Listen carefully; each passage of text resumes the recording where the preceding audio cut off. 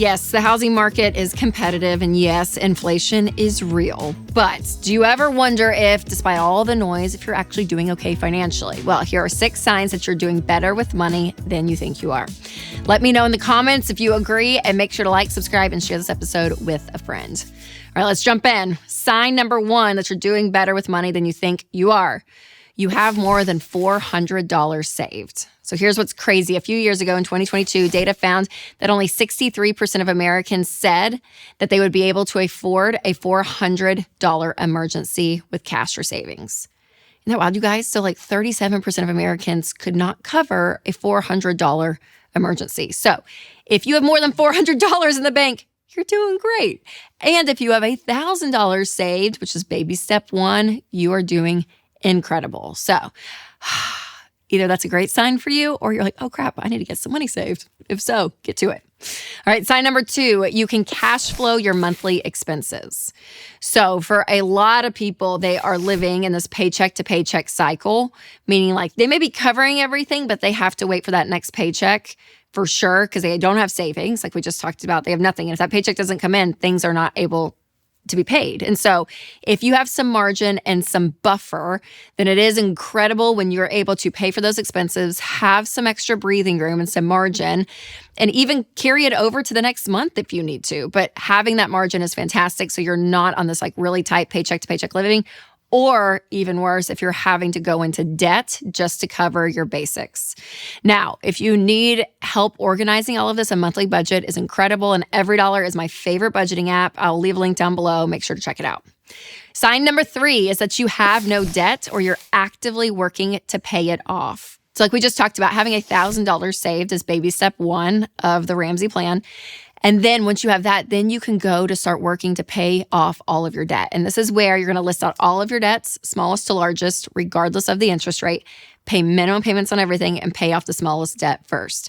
So I would say, for sure, if you don't have debt and you are debt-free, no student loans, no personal loans, no credit card debt moving over, month to month, you're in an incredible spot. Because a lot of people, their mindset is, well, debt's just a part of my life. It's just what you do, To get a new car, of course, you have to borrow money and get a car loan. That's what you do. So you go buy a brand new $40,000 car and you have payments. And then when you're done with that, you go get another car and another car loan.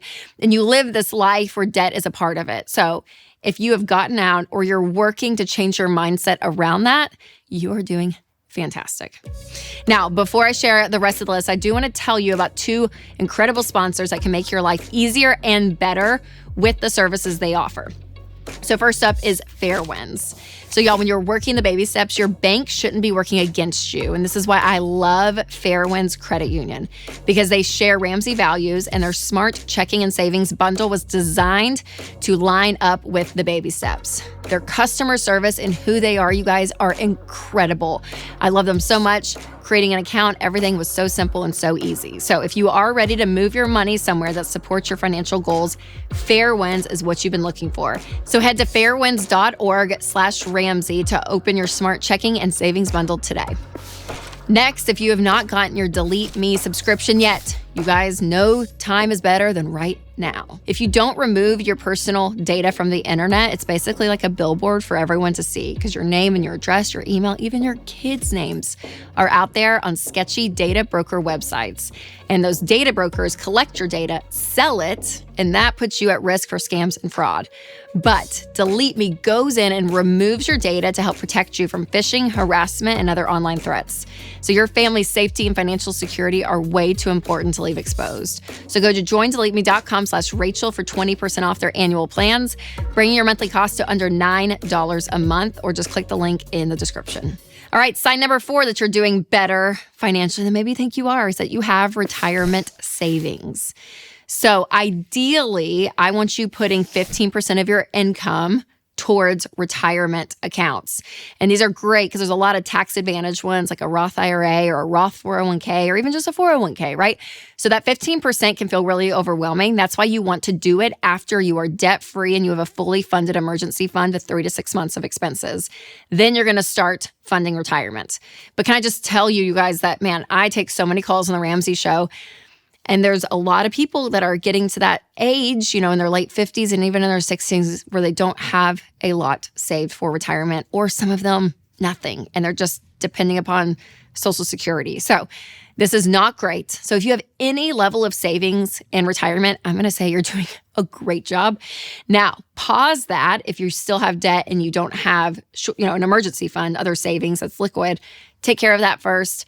Then press play on retirement investing and invest 15% of your income into retirement. So your 401k is where I would start. Go up to your employer's match.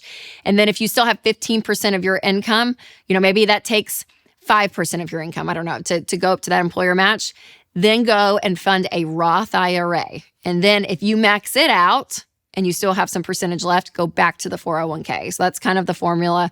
So remember, match beats Roth beats traditional. All right, sign number 5, you check your bank account regularly. Yes.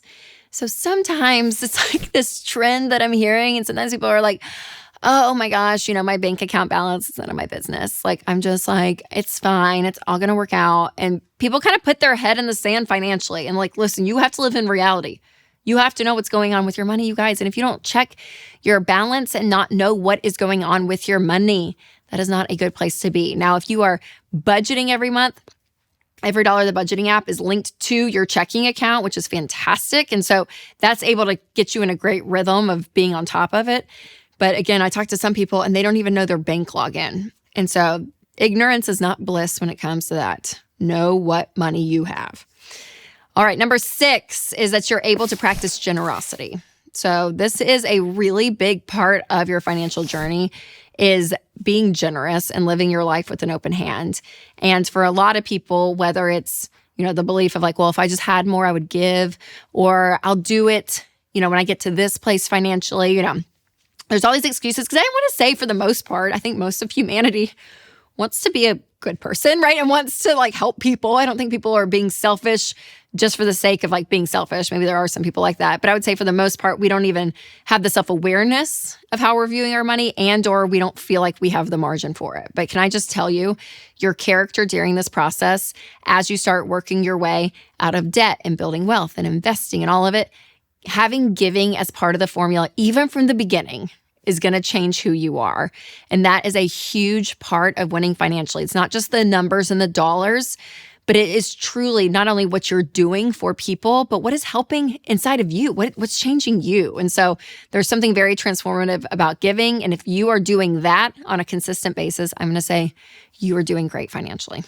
Okay, so these were some of the signs that you are doing better than you think. But have you ever wondered where your money habits place you in terms of wealth building?